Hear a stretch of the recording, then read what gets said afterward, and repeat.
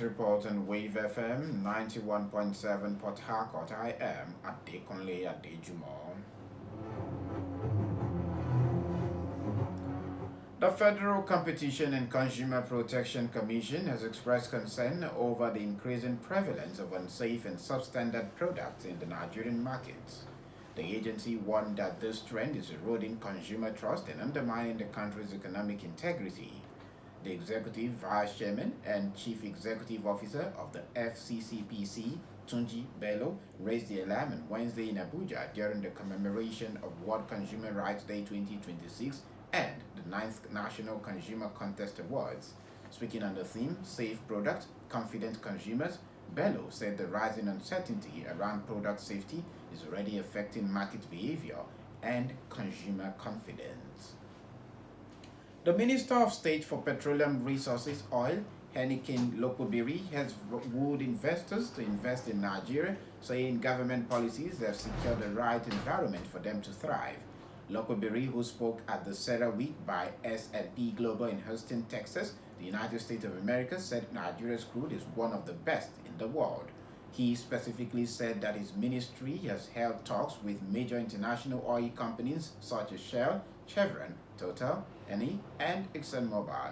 The Minister of State for Petroleum Resources, Henikin Lokobiri, speaking at the Sarah Week of the conference, noted that it is a viable time to invest in the country. The Group Chief Executive Officer of the National Petroleum Company Limited, Bio Jewelry, says its collaboration with Dangote Refinery has brought stability to the country's product supply chain. Ojulari, who spoke on a live television program on the sidelines of the Sarah Week by S&P Global in Houston, United States, linked this to a 7.25% equity in the Dangote Refinery. Ojulari also spoke about the effort to complete the AKK pipeline, which he links to the expansion of gas availability in the north.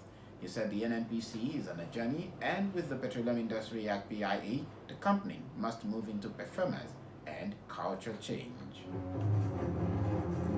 On the foreign scene, a Los Angeles jury has handed down an unprecedented win for a young woman who sued Meta and YouTube over her childhood addiction to social media.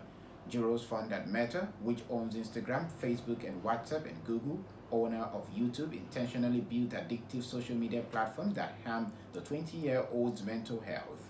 The woman, known as Callie, was awarded $6 million in damages, a result likely to have implications for hundreds of similar cases now winding their way through U.S. courts.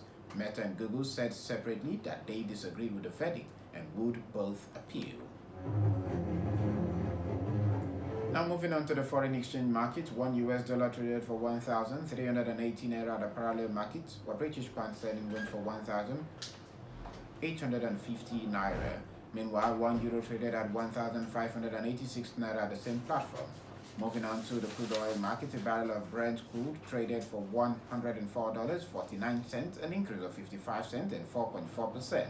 Similarly, the West Texas Intermediate sold for $89.77, a decrease of 15 cents or depreciation of 1.3%.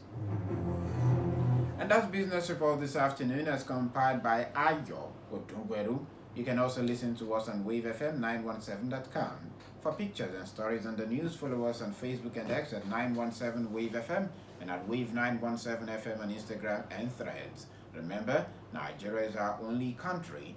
We should join hands to make it great. I am ADEKUNLE ADEJUMO. Good afternoon, and thank you for listening. Up next is The Grill Show. This